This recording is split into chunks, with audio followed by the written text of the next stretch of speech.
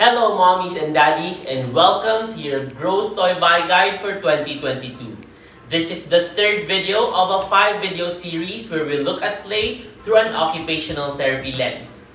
In occupational therapy, we put extreme importance into play. We use it as a means or modality to help us develop skills for milestones that we want our children to achieve. On another end, we use it as a goal or outcome to be achieved by children who have a hard time participating with other kids, such as those with autism, ADHD, or Down syndrome. And with that, I welcome you to your Growth Toy Buy Guide for 4 to 7 years old.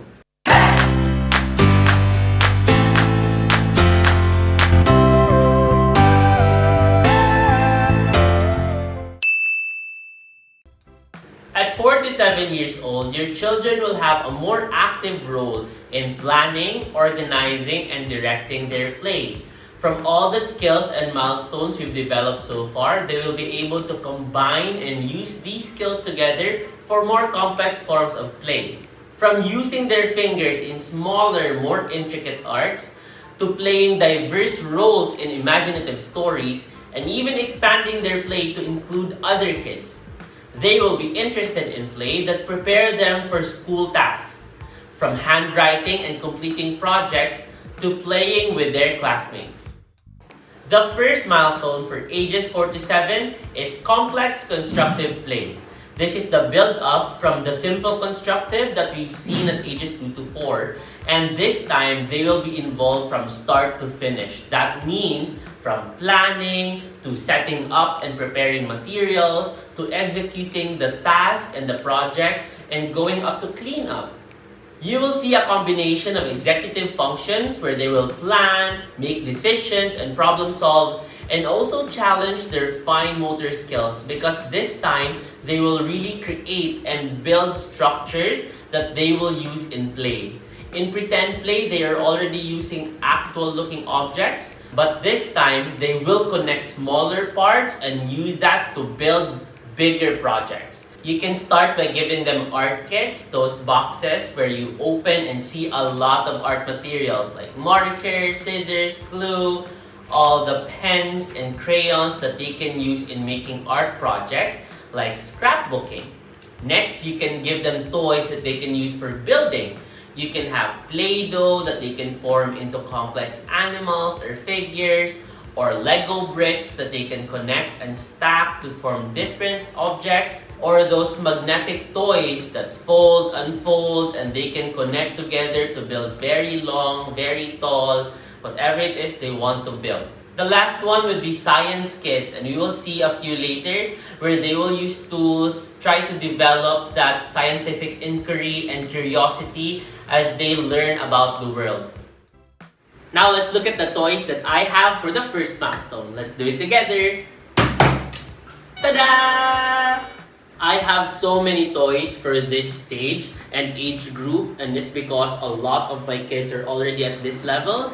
And really because at this age, they just keep exploring, and challenging all their skills, trying to learn as much as they can, which is why it's very exciting for kids and also exciting for me as a therapist because I get to play with so many things with them. And you also get to see how so many different kids would view one item or one toy so differently. You get to see different perspectives, and this is the fun part for some people, or maybe an annoying part for some people, because this is the age where kids just keep asking, why is the earth like this? Why are dinosaurs like this? Why does this animal have this color or this body part and not this one and not that? So they're trying to learn about the world and really try to develop that sense of logic, and that is why we're gonna start with the science kits. Now, these science kits will reinforce the way your child learns in science class. So we've learned in elementary the scientific method where we will have a hypothesis, a theory, and then testing it out until we get to the conclusion or our learning.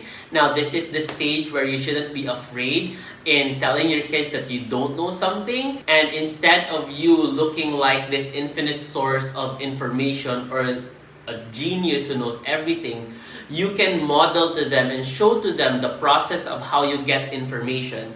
So when my kids ask, oh, what does this dinosaur look like? Oh, or what's the name of this dinosaur? Or do you know this fact about the Eiffel Tower or this vehicle or this planet?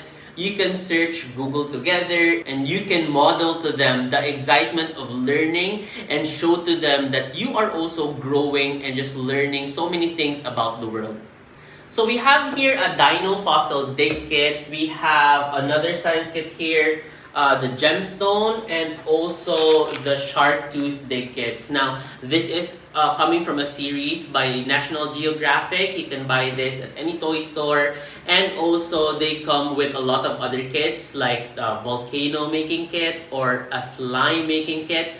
And all of them comes with instructions, a guide for learning, and also some tools that they could use. Now, you will note that it says on the box that it's for 8+ years old, and it's really because of the sharp tools that it involves. Because since it's a dig kit, you will see that they have here a digging tool. It's stated here at the back. And this bigger version also comes with a magnifying glass, a brush that they could use, and 3 dinosaur specimens that they can dig out of it. So the reason why they're assigning it for older kids is because, as we've said, at 4 to 7, they're not yet that aware of safety, and also it means that the boundaries and the rules would really come from you. So you can watch them out and also guide them as they dig the dinosaur specimens and the parts out of this, just to make sure that they're safe and they will be able to use the sharp tool properly. But from this, what's really important is that you show your curiosity and your love for learning. Even if you're already familiar with dinosaur fossils or the shark tooth, it's not about what they're learning, but how they're learning that's important with these toys. So you can have here inside the box, you already have the parts. You have this tray here which includes all the materials. This is the learning guide we were talking about. And this is how the dig brick looks like. It's a dinosaur head and it includes the specimens. And it also has these small parts. So if you want a video of me playing with this, you can comment down below so we can explore it together. Next, we will look at all the building toys I have. And as I've said, I have a lot of them because so many kids love them. But you want multiple kinds of toys and you just want to cycle them just so your kids won't get bored, and also for you to get the most out of each toy. And you can even watch an OTTTT for that one where we talk about how to cycle toys so that you can maximize the benefit of each toy that you buy. Now we have here the first building toy will be the Legos. So one of my favorites because Legos can be used to target so many skills.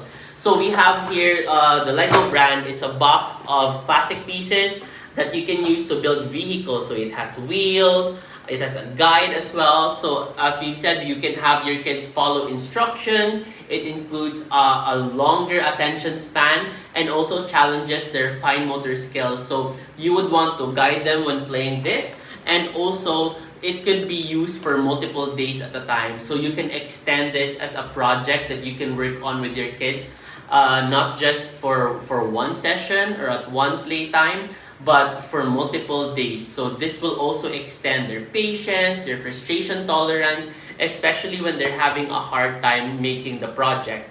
And I have another box of blocks here. So this one doesn't have any guide. It's just a box of these bricks that they can use to create whatever they want. So any weapons, any vehicles, houses.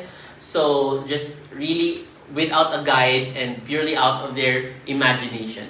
The other skill you could really work on with Lego bricks is their social skills.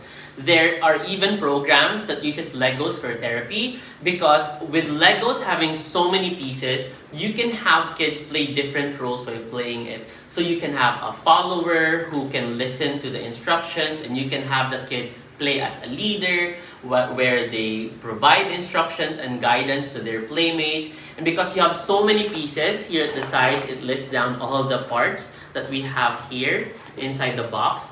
It will also allow you to develop your kids, their social skills in a gradual manner. So since you have a lot of parts, you will notice this in Lego stores or even in play stores that have tables dedicated to Lego bricks, where you can observe different ages and different kids playing in different ways. So the younger kids, you will see trying to look at other kids play or maybe just play on their own. And the older kids, you will observe borrowing, sharing, trying to build the same structure together where they will interact and negotiate and also cooperate with each other. So this one really targets a lot of skills with children in this age group. Next one will be the Play-Doh.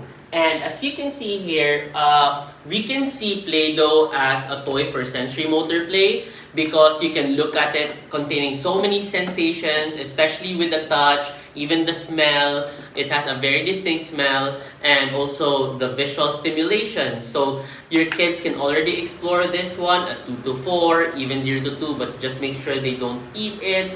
Now, the way you use Play-Doh in the constructive stage is that they will now use the Play-Doh to create parts. So you will have the Play-Doh being formed into different structures. This is in comparison to sensory motor play where they just use it for strengthening their fingers or just exploring how the Play-Doh feels and what happens with cause and effect. This time, it's more organized, it's more goal-oriented. They will create tools out of it. So for this one, we can create a bowl out of the Play-Doh.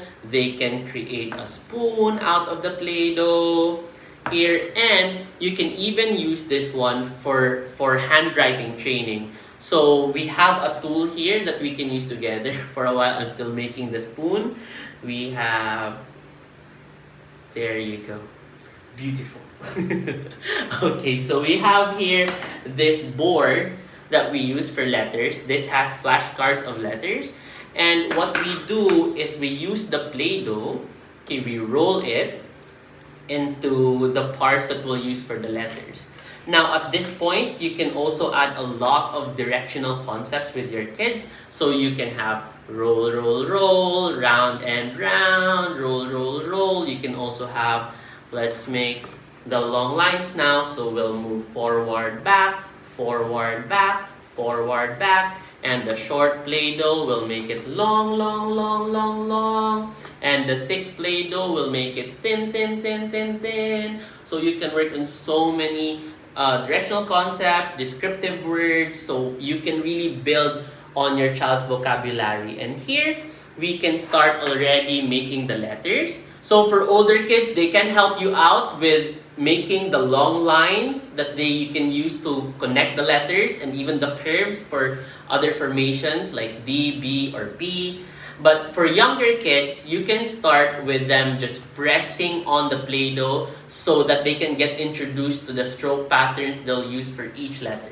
So let's say for letter A, you can have one big line, slide down to the left, and press, press, press, press, press, press, press, press, press, press. And this also works for kids who have a hard time tolerating different textures because in comparison to rice or beach, which has so many tiny parts, the Play-Doh has resistance. It provides some pressure, which is common for most kids.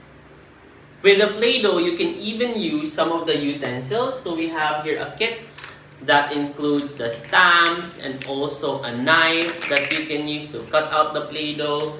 So you can do them with your child. Here's the plate and here are the stamps. So we have here a bear.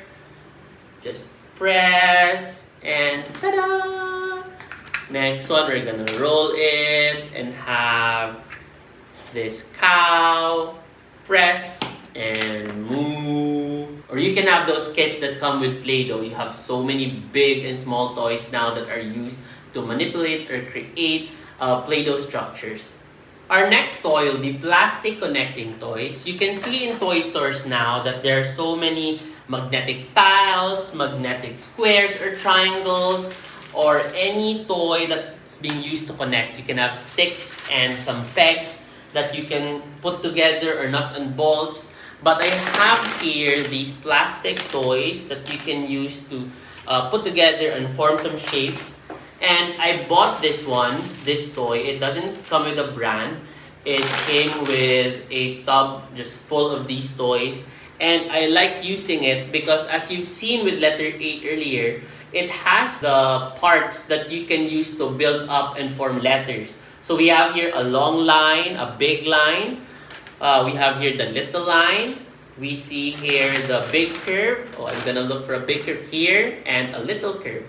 And we've been using this one for handwriting without tears, where we use these parts into building letters. So let's say, for example, you have letter D.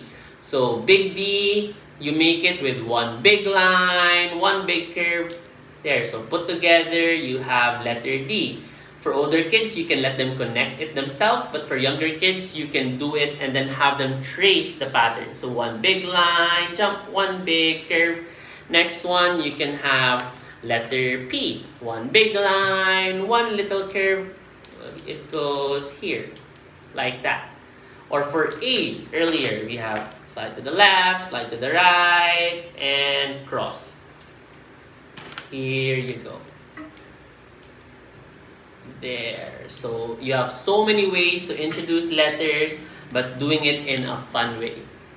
The last toy that you can buy for this milestone would be art kits. And you can even start with any school materials you have. Because at this age, this is where you challenge your child's fine motor skills.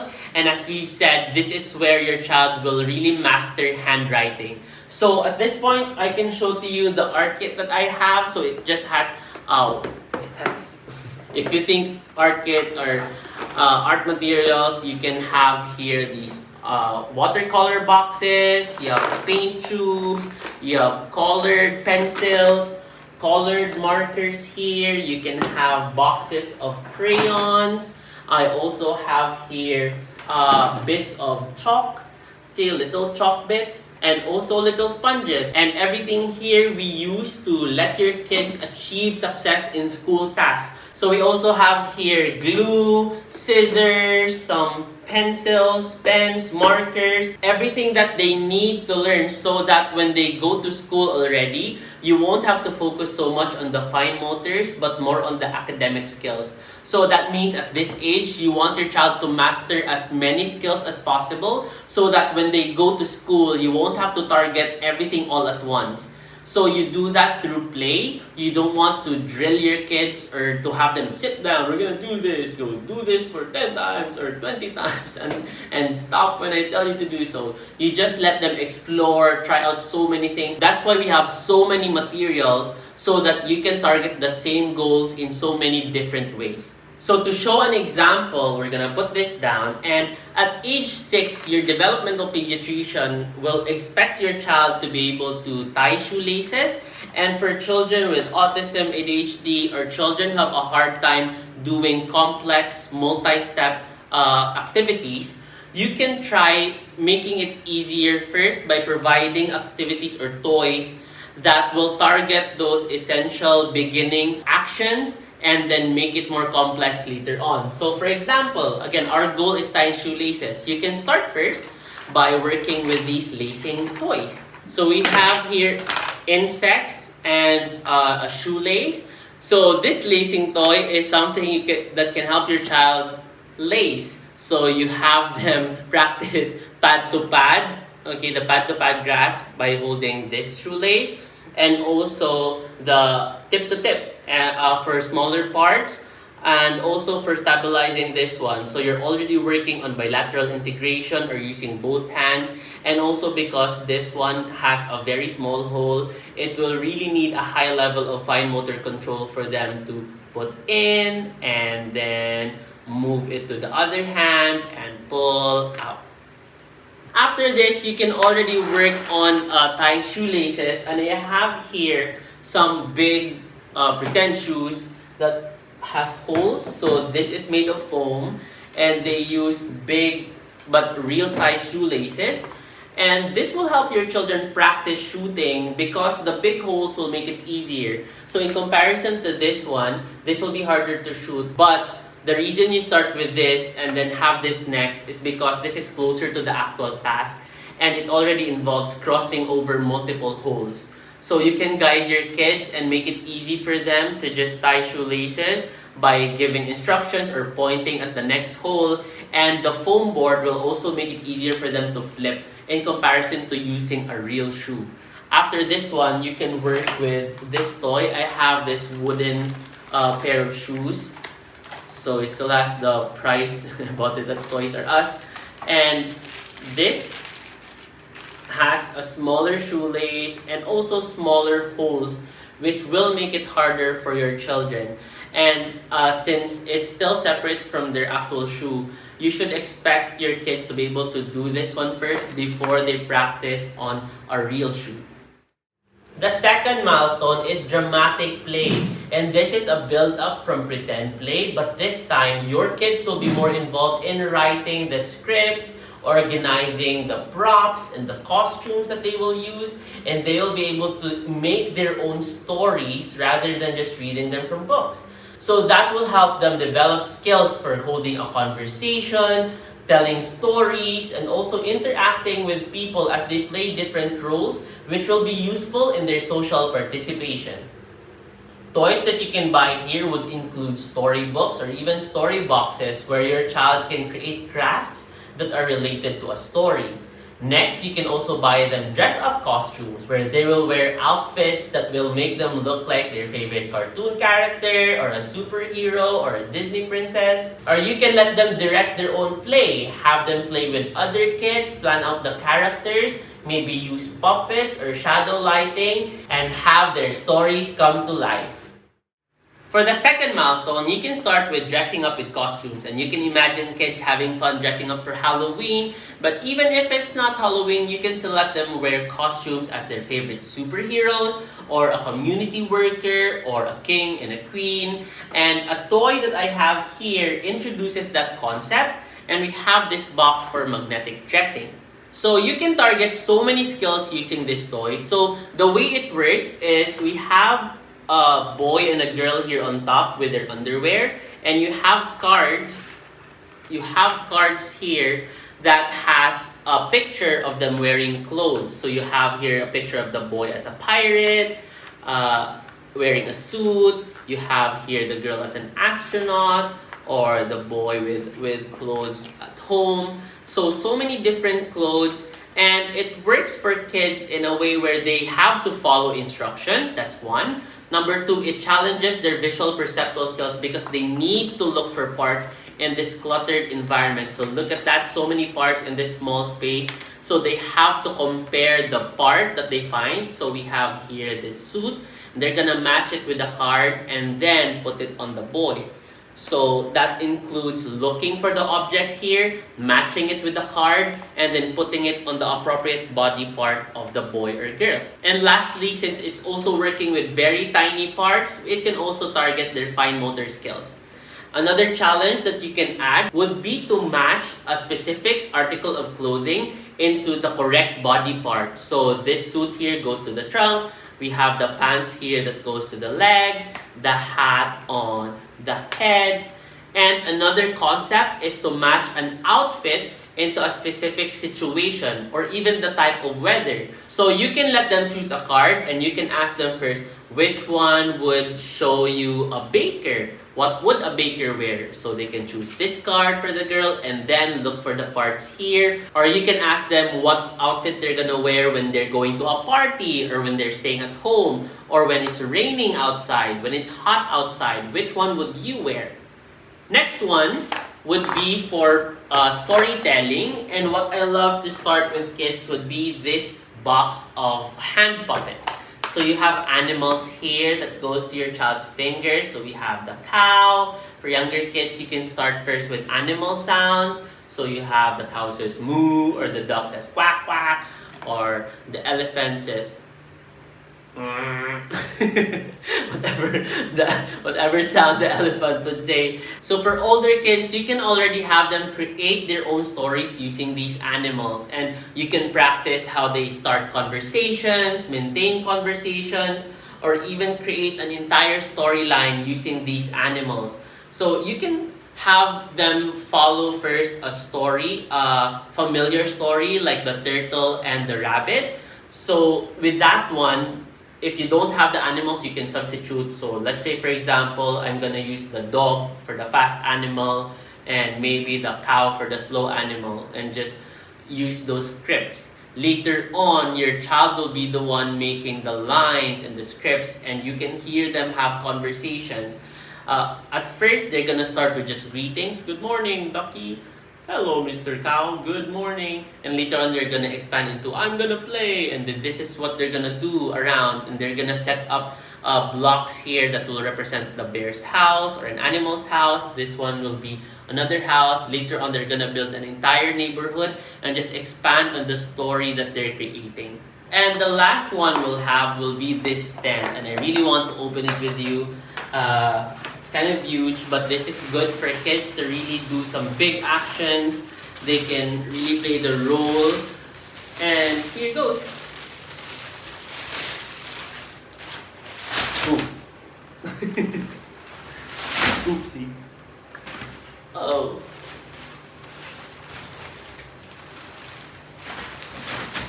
There you go. So you can have your kids play pretend, go inside, and this is the same way.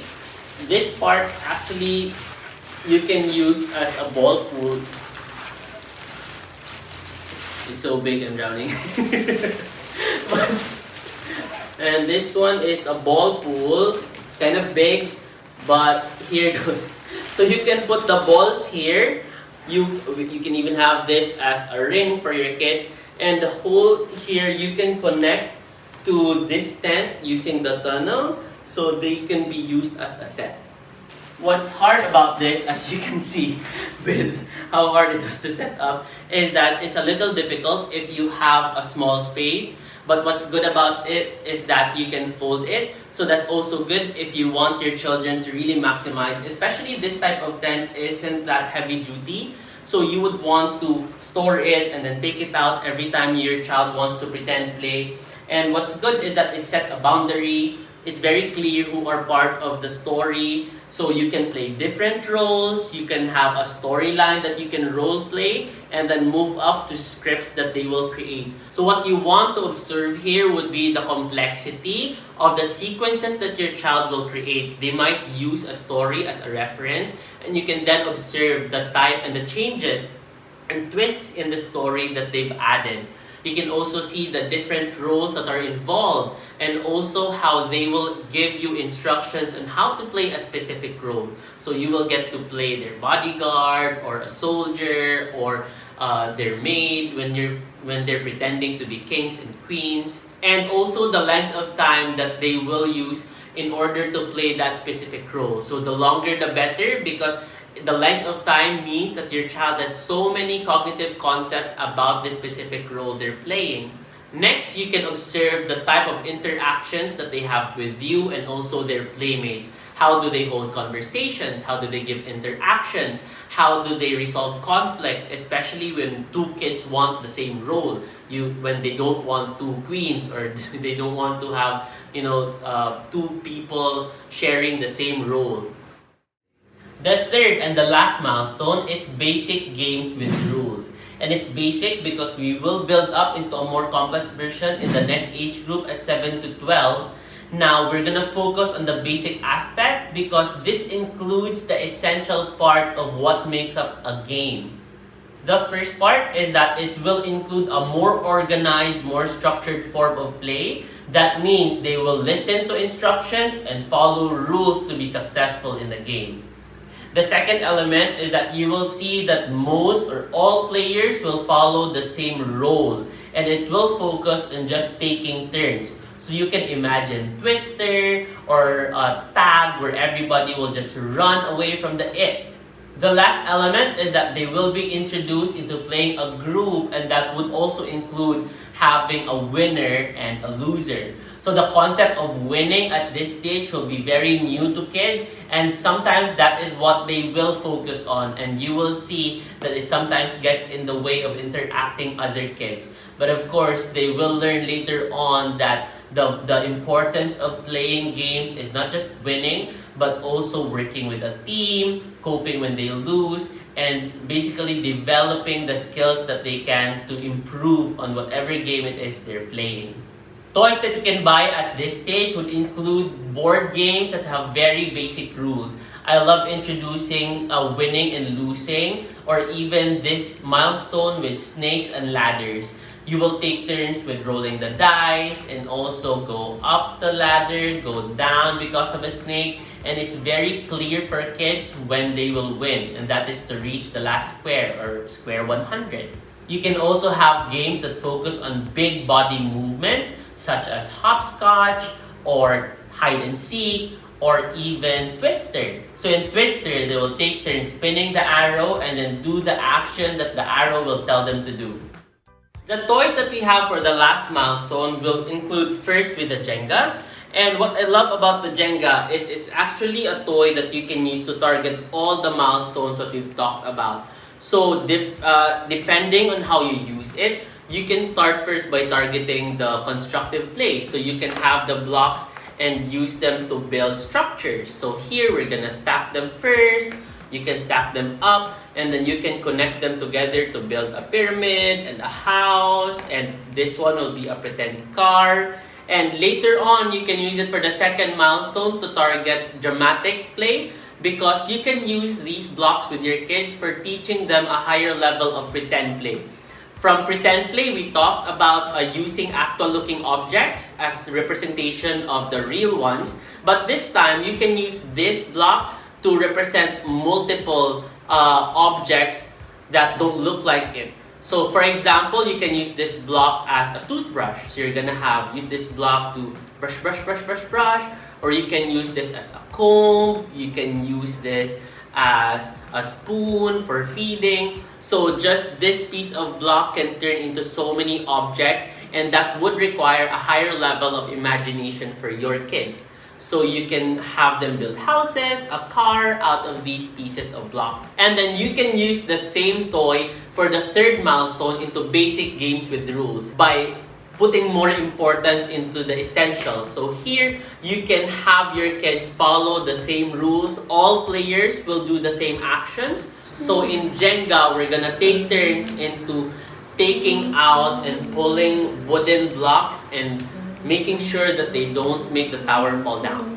Another example would be the dominoes, and they essentially have the same features. For milestone 1, you can still use the same domino blocks or domino bricks into building structures. You can then lead on to dramatic play using these blocks as different tools or different pieces or even people moving around. And lastly, for basic games with rules, you can make it cooperative where all of you could line up the same structure, make the same line.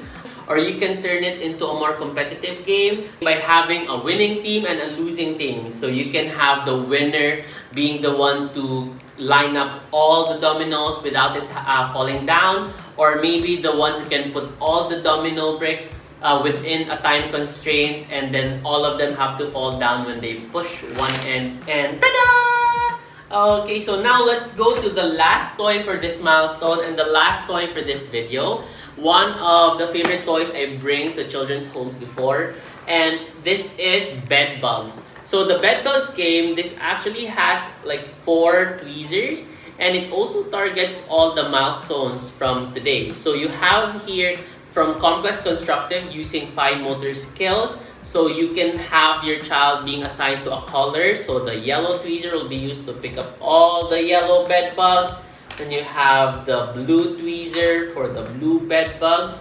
So it challenges the way they use their fingers, especially because you can use this in a competitive setup. So that would target the third milestone for basic games with rules, and they would need to do it faster, and you can have it in a race context. And that's it for toys that you can buy for your kids at 4 to 7 years old. Watch the rest of the series so you can see what other toys you can buy for kids in other age groups. Comment down below toys that you're planning to buy for your kids. And if you're watching together, what toys did they ask for you to buy? And remember, it's not about the toy. It's the time you spend playing together that matters. Yoo-hoo!